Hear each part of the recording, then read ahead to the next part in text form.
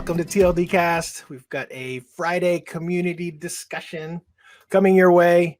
We're talking about the years of experience conundrum. And this is Rubina Halwani. I'm sure some of you have seen Rubina in our other community discussions. Welcome, everyone. Let me just, good morning. How are you this morning, Rubina? Good morning. I am fine. I am decompressing from dev camp from last week, and so that was a really nice experience. About 4 days here in Salt Lake City, and met about, I would say, 100 other folks, and it was really very nice.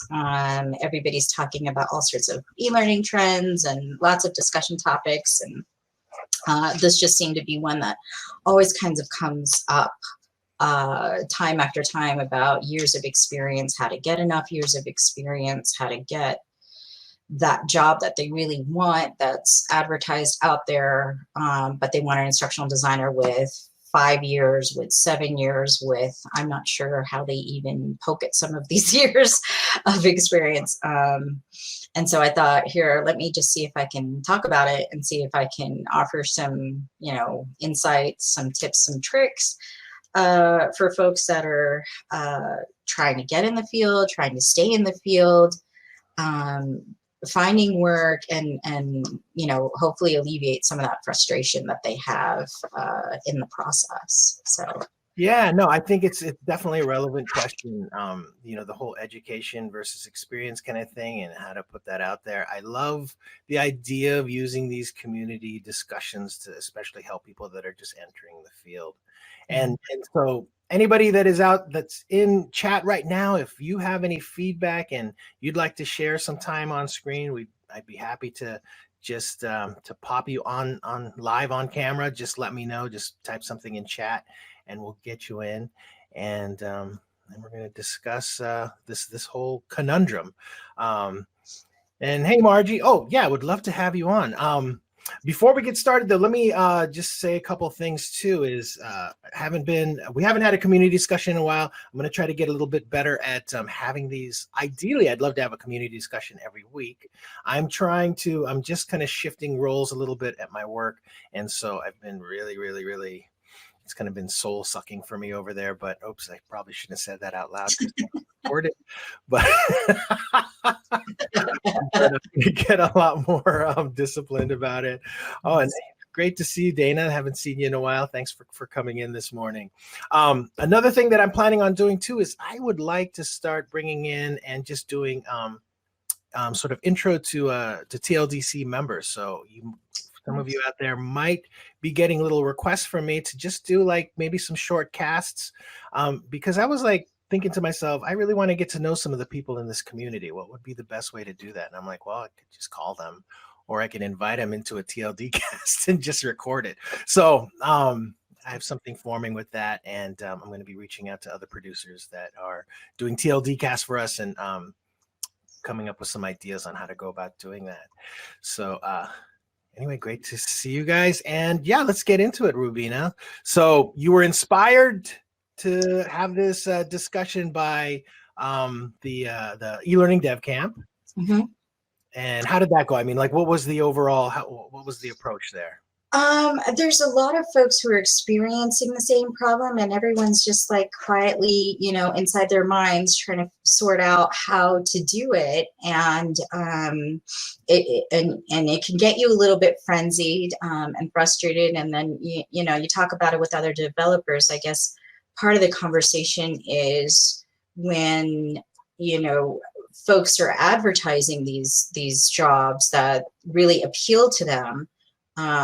Why are they asking for so many years of experience? And a lot of newer instructional designers really don't understand the reason why behind that. And so I kind of do. I have lots of friends in HR, and so I asked around, and I'm like, okay, so why is this happening? What is going on? So from what I have heard, they really want instructional designers, when they're saying that they want somebody 5 years plus, 7 years plus, it feels like a mid-level range, not entry level. It essentially means they want an instructional designer to come on board to help with the training and perhaps not require so much supportive needs underneath that, and to see if you have your toolkit ready, essentially. And every instructional designer has a different toolkit, so they're not looking for the exact same toolkit, but they are looking for some basic things that they want every instructional designer to have. They do want you to understand the life cycle of a project. If you use ADDIE as your model, do you understand how to do the analysis part? Are you confident enough to talk to SMEs and interview them and deal with problems as they arise on your own? The more resourceful and confident you feel in developing the training aspects, the more they rely on you, the more they trust you, and the more they want you to work on their things. But how do you enter into it is a huge question, because at some point you do hope someone will hire you to at least start. And so, and how do you do that? The employers on their side are giving this pressure of, well, we just want, you know, this training really fast and very quick and very efficient, and we don't want to train the instructional designer. However, the instructional designer needs something in order for them to learn and to grow. And how do you navigate through this process, I guess? So one thing at DevCamp, I knew that a lot of people in the field are coming into instructional design from different fields. So if you don't automatically, you know, there's instructional designers now, new ones, who have their degree, and it's so wonderful. Like, you know, years and years ago, there weren't as many programs. A lot of us really did just segue into the field, and we had to learn things on the go. And I feel that it kind of puts these newbies at a disadvantage because they learn everything and it's so wonderful, but then they don't get the experience. So how do you do that? One of the things I would suggest that you do is to mention exactly how many years of experience you do have, including your college work. Now, I've discussed this a little bit on some social networks just to kind of toss it out there with other instructional designers. I'm on Facebook and I'm on LinkedIn and whatnot, and I've had some really interesting conversations where there's some IDs who agree with it, and some IDs who don't agree with that. I agree with it. I say use what you can to your advantage. Let the employer decide if that's going to be valid or not. I think that if you took the time to invest in a college degree in instructional design, you have a good understanding of adult learning theory, practices, models, design concepts. That takes time to learn and build. For some of us that have been in it for years and had to learn that on our own, or kind of figure out how to apply that concept, even if we did, well, we know that. But if you're new, you do have that, and that's advantageous for you, and you should bring that forth in your resume and in your cover letter and in your interview discussions to say, I am formally trained in instructional design. I know all the newest and the latest and the greatest things that have been going on in the field since it first started out, and see if you can navigate the conversation that way and bring yourself forward. And if you have projects that you have completed in your college experience, especially one, I hope you do. Some colleges will give you the degree with or without the experience, but I do hope you're at a good school if you're learning instructional design properly, and do have projects under your belt. Put that in your portfolio. Put that in, highlight that stuff in your resume. You spent X amount of time working on this project that gave you these skills that came out with this kind of outcome. Put all that stuff in your resume. If you are just starting out, that's what you do have available to you, and numerate the time and the experience. Let me, sorry to interrupt, Rubina. I'm just wondering. So you have a degree in instructional design, don't you? I have a master's degree in adult education, and so it sometimes it just depends who I'm talking to on the other end when I'm interviewing for things, if they consider that instructional design worthy or not, and I then have to tell them, yes, I learn adult. It's all very relative. On top of that, years and years in a prior life, I did take an instructional design course with Professor Chuck Hodel, who a lot of people tend to know from his works. But it was so early for me that I wasn't sure where that field was going at. So I did a start and stop. So I learned things, and then I just didn't commit myself then because I was too new. I didn't know if I would be able to get the experience. I didn't know how I would get years of experience. I didn't know, how to break into the field and get into the job. So it was stop and go for me. And then now I feel, looking back, if I knew what I knew today, maybe I would have stuck with it then and then be more confident about it. But now I can look backwards and say, listen, I do have those basic foundational things. I have done formal training. And I've worked in a lot of different environments. I've worked in government, corporate, education, business over the years, inside and outside of training, where I understand processes. And because I understand those processes, just work processes, business processes, that made me strategically advantageous to get instructional design training, to gain trust from employers, to say, I understand how your business works and I can help make that training to make things better because I can talk the same language as those folks in those fields. Did you get any practical experience while you were in academia at all? In academia, I had done some master's work in STEM education and women in STEM education. And so that was just kind of my thesis search at the time. I was very much deer in the headlights baby and not really, getting my master's, getting my degree. And then I'm like, oh, now what do? I really wasn't mapped out that clear.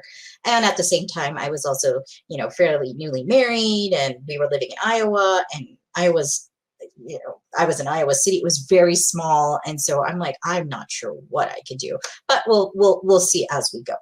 When I came here, that's when I started. When I came here to Utah, that's when I really started getting into it. Because I think, looking at Kara's comment, I think that that's a thing that I'm wondering is, like, from, I guess, more of a pragmatic perspective, like if you are in, going to a university or trying to get your instructional design somewhere, like, what is there actual application like happening? Do any programs actually offer that? I knew at, UMBC, where I took that ISD course, it was a fabulous program. If I would have stayed there and if I would have continued with it, it's expensive. I mean, doing your master's and stuff was expensive. So there was, just a little bit of stop and go for me, but it was a great program. I loved University of Maryland, Baltimore campus. Their ISD program has grown now. It's been around for, decades. It's wonderful. It's fantastic. And they also offer an internal job board for people that are learning ISD so that eventually they can get hired.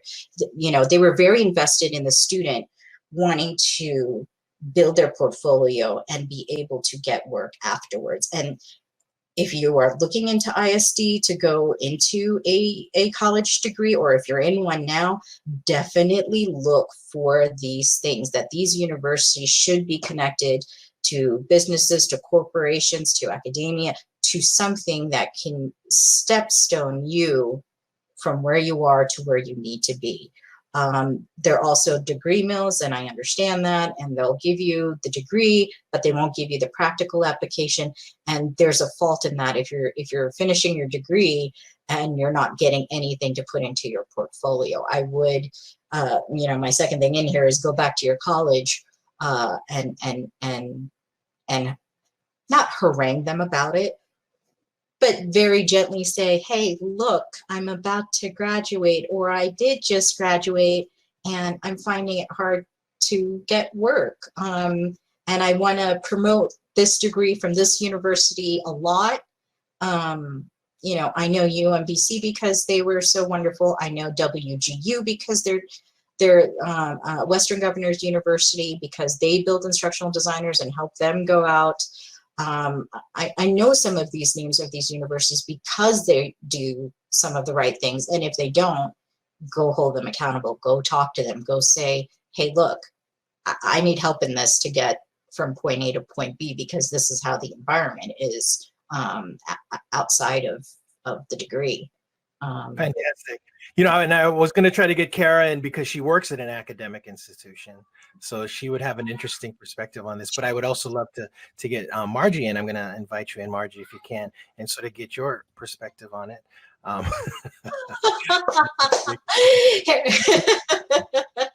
Anyway. Yeah. Because you know that's a really, really good thing to know. And I know that you have things in your notes about potentially, like if you are, oh, there's Margie. Hi, Margie. And I just realized I said yes before I realized what I look like this morning. So sorry, everybody. Hi. Yes, I remember. Yes.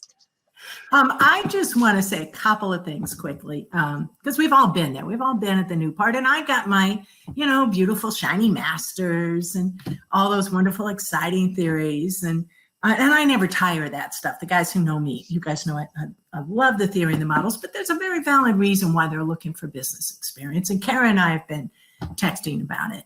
It is a huge transition. So the best thing you can do is start building that transition while you're in school, and a smart school will help you with that. But even if they don't, you can start building a portfolio. You can look for internships. You can volunteer. Look and see if you can get college credit for practical work experience. And start building that portfolio. Use every course assignment as an opportunity to enrich your portfolio, but do it with the eye that you're producing it for a business, not just to satisfy an academic teacher who, to Kara's point, may not have actually held any other job and may not recognize all of the things those folks are looking for. And I just wanted to say one more thing. Just because those requirements are published doesn't mean you can't go after the job. Right. You know, apply, be very upfront and say, I have these qualifications. I don't actually, I do this all the time. They often ask for a specific software, or they think, I run into I don't have a problem proving experience. That's one of the benefits of turning old. But they always think you have to have worked in their industry. And while I've worked in a lot of industries, I haven't worked in all of them. But I simply say, I haven't worked in your industry directly, but here's some things I've done that I think, you know, are relevant. So do the same thing if they ask for 5 years and you don't have 5 years direct experience. Respond to that by saying, you know what, I picked up a lot of experience at school. I did some volunteering work. And here's the things I know. So I feel like I'm qualified for this role, and here's why. And, you know, all they can do is say no. And it's kind of a numbers game. You get that first job, another one's a little easier. So I would just encourage you to think positively about yourself, and not you necessarily, specifically, because I'm sure you do. But anybody who says they're having this problem, it's probably more a matter of, first of all, selling yourself to yourself, pointing out the strengths you have right now, and then also looking to build other things and make something that demonstrates that. But there's no reason why you can't apply for those things. And the feedback you get, and the fact that your name is out there, because, oh yeah, she applied for another project, she might be great for this one. So that's what you want to keep doing. Every no, I teach a lot of sales classes, every no is another step to a yes, because there truly is a statistics about these things. And eventually you'll get the job. But if you start giving up and saying, reading it and saying, oh no, another one I'm not qualified for. Well, baloney. You are qualified, go for it. And that's all I wanted to say, guys. Half of And us are not, I have a are call in not a few very minutes, qualified so- either, sure. I just want to make sure that everyone understands. Like if you don't know Margie, please connect with her. Margie's amazing. She's an author, award-winning. Just you've got a podcast, just fantastic. I'm so glad that you were able to pop in. Now I do want to ask this question because this has come up recently in my experience personally. But can you have too much experience? Yes, because ageism is a fact, and people will read and do the math. And there are, quite frankly, things that are no longer on my resume, not because they're not relevant, but because they invite that kind of calculation. It is possible to present yourself in a way that looks like you have. I've been told sometimes I'm overqualified for things I would have loved to do. So it goes both ways. And so basically to resolve that, you just kind of have to edit accordingly. I never just send out the same resume. Right. I highlight what they want, so it's factually true, and I don't put in extraneous things that might distract them. Mm-hmm. So I think that's a good strategy. Fantastic. Thank you, Margie. Thank you, guys. Love TLDC. I won't be able to keep on the chat, but I'll be paying attention. Okay. And if anybody wants to reach out privately, I also see a lot of jobs come across my desk. I'm on all kinds of lists. Yeah, and send them over. We like to, I post them regularly in the newsletter and stuff when I see them come through TLD chat. Okay. I didn't realize you wanted. Yeah, I'll forward those, Luis. Okay. All right. Thanks, Margie. All right. Thanks, everybody. So, Luis, how do I disconnect so you guys don't see me talking to my next? Oh, I'll do that for you. Okay. I'll hang up on you. And for ageism, if you are just hearing that term for the first time, I would just say, from the HR perspective, you get overqualified, meaning that those folks in the employment body already have the folks that they want to direct the training, and they don't want more cooks in the kitchen. And then I don't think it's nice or whatnot. The job environment is the way it is. But that's what kind of happens when you start getting more and more years of experience. They don't want you chirping in as much, unless they made you the director of this project anyway. So that definitely happens. Rick is even commenting there. I agree, and it was something that Kim Lindsay had brought up on Twitter too in response to the posting about this event. She and I think it is the case, and even for me, like going out there, I have a ton of experience in this industry, and it has worked to my disadvantage in a lot of ways.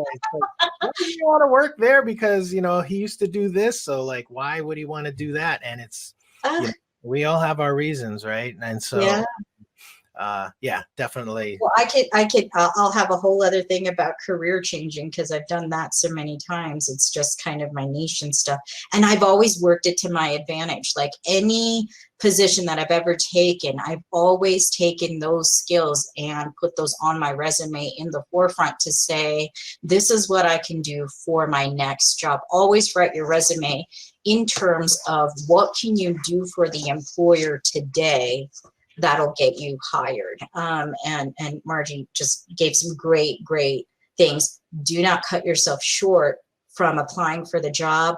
Let the employer decide if they want to interview you or hire you or whatnot. You keep trying, you keep applying, and apply again and again, even to the same company. If they said no to you the first time in one position, there's a lot of stuff going on the back end of that. Maybe they had an internal hire, maybe they had just someone else with either a little bit more experience or more understanding of their field, and or decided to work cheaper. You don't know what's going on the back end. Don't worry about it. Keep trying. There's always another job. They always need somebody else to fill it.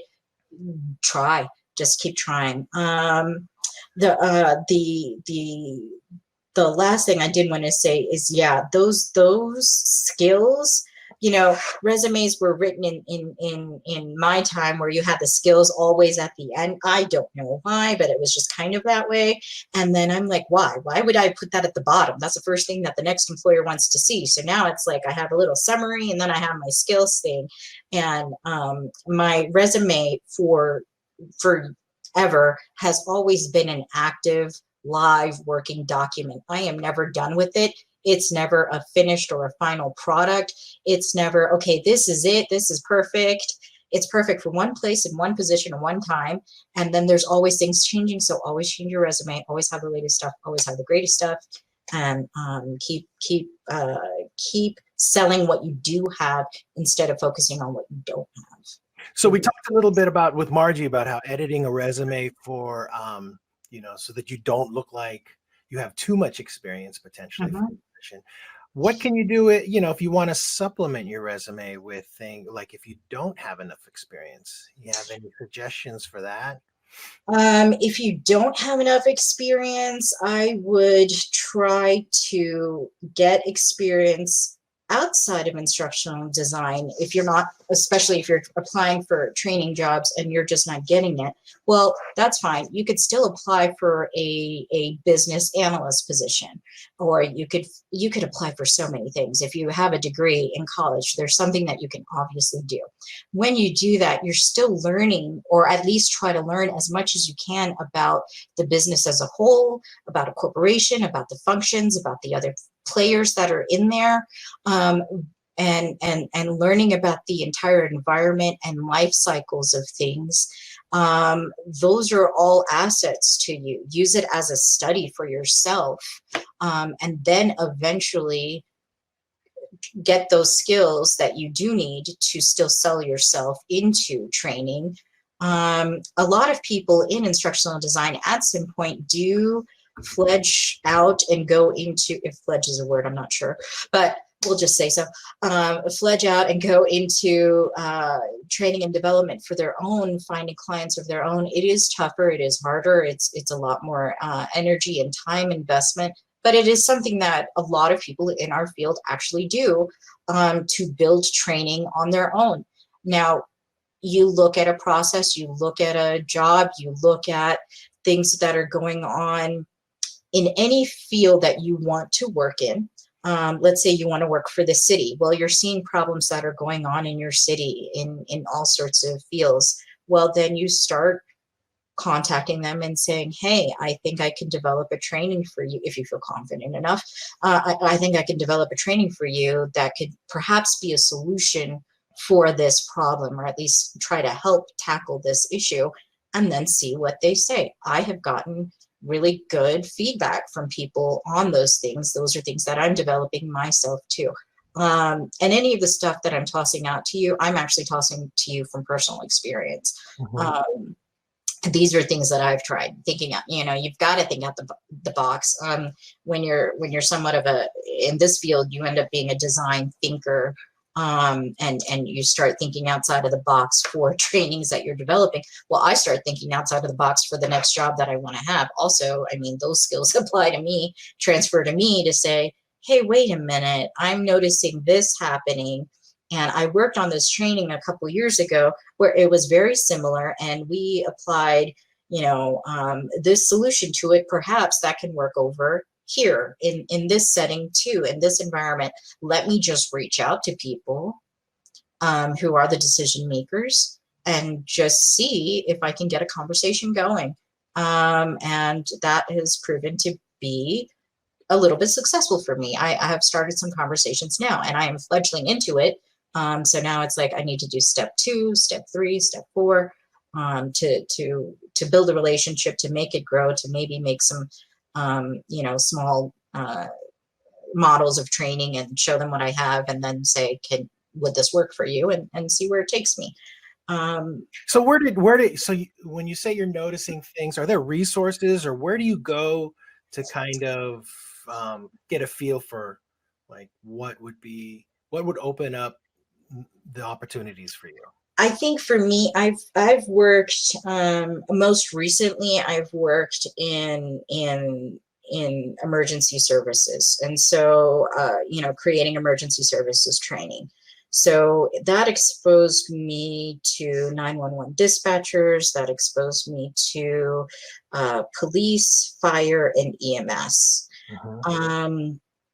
And so I learned a little bit about those fields. Now, if I pay attention to what's happening in their various fields, which I had to do anyway, then I start seeing problems in fire, in law enforcement, and in EMS services, that since I've already created training in one response field, I now can perhaps create some solutions for these other fields. And that's what I am, I can build up on things and experience that I already have. I see. To kind of transition forward. So I follow police, social media, their magazines, their online magazines, their groups, police stations, local police stations. I keep track of those things. I listen to news stories. I have the trends. I keep track of news stories. And now I'm like, okay, these are problems that are happening again and again. Is there a training solution for that? Perhaps there is. Okay, now what can I do? What can I create, given the experience that I have, to kind of segue in, if that helps. Yeah. So that particular subject matter, or I don't know, what is it, a vertical or niche, that's sort of your focus. Would you be, I mean, do you look at are you looking to get into any other types of types of things? Yeah. And so since I'm fledgling into creating my own training and stuff like that, and that's one of the niches that I feel comfortable developing training in, because I've done things before, and I love the folks in these fields. It's great. I have had other projects that I've wanted to do. Since I love education, I've always been in education. I was a teacher, and then finally got into training. My whole goal in life is to try and elevate people to be better, to have solutions, to, learn and grow. I would love to do things that aren't necessarily funded in the mainstream, that still impact and help grow, like, girls in, so my origins are in Pakistan. There's schools that are developing there. There's a really, the culture is harder for girls to go to school, to progress in school. They have just some elemental things that we here in the US have already kind of progressed forward from. But given that, and given my skill set, and given my background, and given my desire to do that, can I create programs, learning programs for girls, and can I help shift culture in Pakistan? It's a big thing, but can I do this in certain pockets, in certain areas? At least try one or two things and see if I can make this grow, see if I can have angel investors perhaps fund it, if it wouldn't be funded in the business or corporate community or in some other way, grant funding if that's possible. You just have to keep thinking. Once you start on perhaps a problem or a solution, things start coming into your lap. You start thinking about, how can I get into these other areas of problem solving? And, if you have the skill, and if you have software skills or authoring tool skills, those are to your advantage to eventually come up and do some really wonderful things. It's such a fascinating field, and I think we have unlimited growth potential. It's still, maybe training and development, what do we say, about 50 years or 60, 70 years old? It's so new. There's so much entrepreneurial opportunity because it's newer. There's a lot you can do. There's a lot. Yeah. What I'm hearing is that, like, for instance, if you're applying for a pharmaceutical job, you should just get in there and do your due diligence. Yes. And do some research in pharmaceutical. If it's, say like in transportation or something like that, just do a similar thing. Really try to not just, build that resume, edit it, and make sure that it looks right, send it out, but Right. also make sure that you're actually doing the research and understanding Yes. the space the best that you can so that you can provide solutions. Professor Chuck Hodel told us in his course, and I loved it. It was instructional systems design, and people now just kind of drop the S and work on the ID and stuff like that. It is what it is. He said once you start thinking in systems, it never leaves you. You don't leave it. It kind of stays with you. And I think once I started thinking in systems of, okay, here's a problem. What's happening in the system? What's happening in the broader scope of this problem that I can, as a training developer, what can I do to help solve this problem? And if you start coming up with some solutions, then you try and find out who your stakeholders should be to bolster some support for this, and then start moving things forward. That's just a wonderful thing that you can do. I've done small local projects on my own. In between work of actually getting paid, I always try volunteering just to see what else I can do to keep my skills active, my stuff active. And I feel that I'm a person in my own community, my local community in Salt Lake City, who can help solve some problems using these skills that I have, and people start paying attention, and then people start getting influenced, and people start coming to me for other projects. You start getting tapped to do other things. So, one thing leads to another, and I'm really happy with where I'm at right now, that people are starting to hear me, to come out to me, to talk to me, to ask me for things, or even ask me for my ideas and input. That's a wonderful place to be in right now. No, that's awesome. And I've heard that from other people. I remember Tim said it a couple days ago too. Again, like if you build it, they will come. I think that's just the best thing for folks in our field. Yeah. If you're struggling to get those years of experience, see what you can do given your skills. It is a little bit tougher, a little bit harder. Always reach out to the folks in your field, how you can do that, and then try.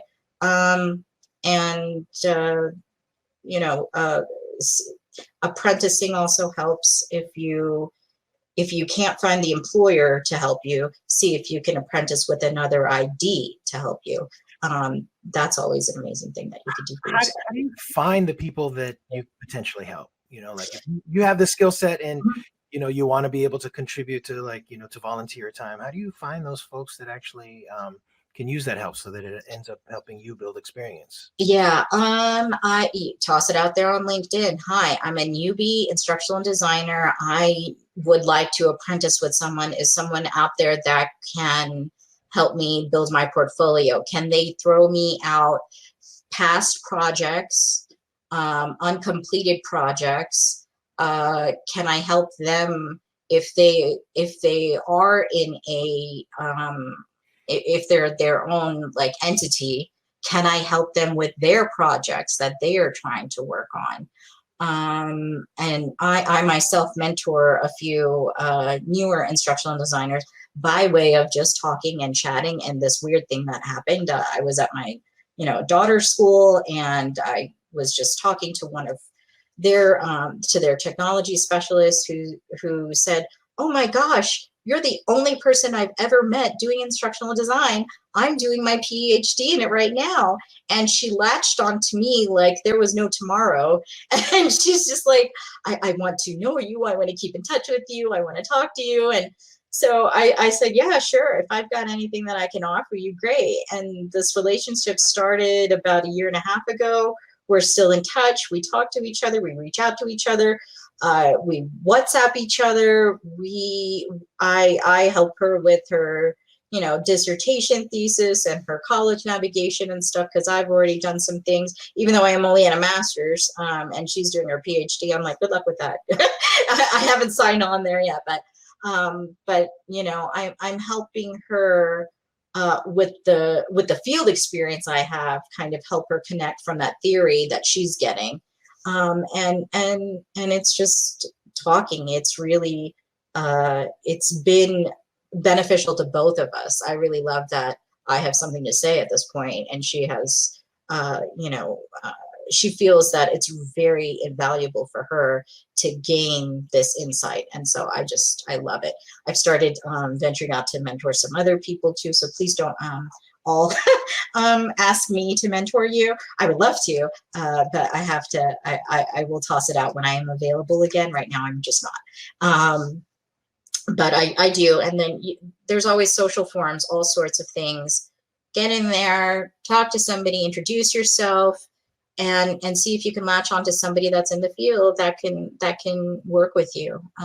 What are some of the types of things, like specifically, that you've done, like as an instructional designer on a volunteer basis for people, to help? To help, I'm on a couple of different Facebook forums and on LinkedIn. The one thing that I did on LinkedIn, I made some goal for myself. I didn't know a lot of people in the field, and I found that was really hard for me when I was working, doing the 9 to 5, because the other instructional designers that I work with aren't necessarily open to share what they have, because we're all just kind of competing with each other sometimes. So, and it's very true. And so I'm like, oh my gosh, I'm so stuck in this and I don't know who to talk to, and I'm stuck in my cubicle and I need help.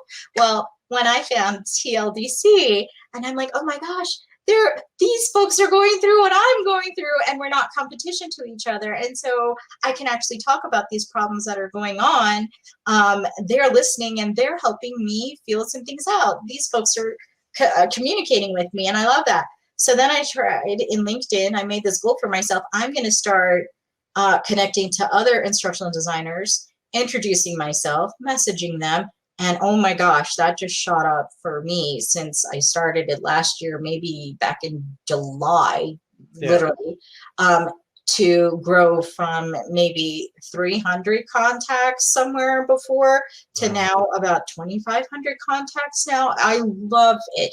And I'll get, on LinkedIn, you'll get people that are recommended to you. It's so easy. It's a click. Can we connect? They're in instructional design. I decided to connect. I decided to talk to them. The more and more I started introducing myself and talking to them, the more I found, people were receptive and talking and sharing experiences. And it's kind of the same thing. They can't do it with their coworkers right there. Yes, like Kara, they want to keep their job, of course. And everybody's having a wonderful time at their job, just so you know, everything is great. But they can't necessarily have those conversations that they can with folks across the country that they just connected with, that they're not in competition with, that they can talk to about things. And I did that on LinkedIn. I do that on Facebook. I now start posing questions on Facebook just to see what other instructional designers are thinking. Where in Facebook do you do that? So I'm on this group called IDOL, Idle Learning, and it's run by Professor Robin Sargent, and she started this up like last year, and she has her PhD in instructional design. She decided to start her own training company after, segueing into instructional design, after just kind of getting thrown into some projects and things like that, and learning things on her own. She had to learn storyboarding on her own. She had to learn documentation on her own. She had to learn the processes on her own, just from experiences. And now she grew into wanting to give back a lot to other instructional designers, because if she's building these things from scratch on her own, there's definitely other people out there that are doing the exact same thing. And I connected with her, and I was just very open and honest with her. I'm like, this is where I'm at. I'm not sure if I'm happy. I'm not sure if I'm doing the right things. Can I talk to you? Can I connect with you? And she's one of my closest allies now. And she's very positive, forward moving, and just very like-minded to the way I operate too. And I just love the relationship that I developed with her. We talk about a lot of things now. Every now and again, I got to work with her a couple of times on some projects as well too, just from asking, like, hey, I think I want to do remote work. And she's like, hey, I have a remote project. I can, give you something to do and see if you like it. And if you do, we could go from there. Have you ever met her in person? No, just virtually and online. And I thought she might come to Dev Camp, but now she's getting so famous. She's getting so unbelievably pressed for her own time, which is great. She's getting projects and stuff like that. So she wasn't able to come out this year. Eventually, she's on my bucket list to go meet. But yeah, just virtually. And I got a job from there. So it was awesome. It was just, Oh, no, it was just great. Yeah. Let's go ahead. We've got over 45 minutes here. Why don't we go ahead and start to close this out? Did you want to Sure. wrap up with anything in particular? If anybody has any questions on this or wants to discuss it further, let me know. In the end, when I'm done here, I hate typing while I'm talking because just two things at once is just not operational for me. But I'll put in some links to the Facebook groups that I'm a part of that I felt were resourceful for me. And yeah, don't just join the group and think something beautiful will happen. Go in there, participate, talk to the folks, connect with folks. That's the best way. Tell people you're looking and to keep you in mind, shoot your resume out. I think, networking is a great thing. And keep trying. Great. Excellent. Yeah. I'd love to have those resources in there and these community discussions that there is going to be continually. I like to have these focus on just helping people that are getting into this industry or into this space and just basically keeping them busy, getting them jobs and helping bring our industry up, just to continue to progress. Yes. Okay. And with that, I think we're just going to close today out. Thank you so much, Rubina. Make sure you put your contact information in there, especially your I will. LinkedIn stuff, because I know you're always busy on LinkedIn. I love to always see Yes. posts on there. And Sure. I want to thank everybody for coming in today. And hopefully we're going to have another community discussion next week. Other than that, I've got, let's see, we've got Andrew Hughes and his guest, Julie Dietrich, next week. Make sure you sign up for that one. And we'll see you next time. Thank you so much, everyone. Right. Thanks, Have a good weekend. Enjoy. Weekend. Happy first day summer. Yes. Bye.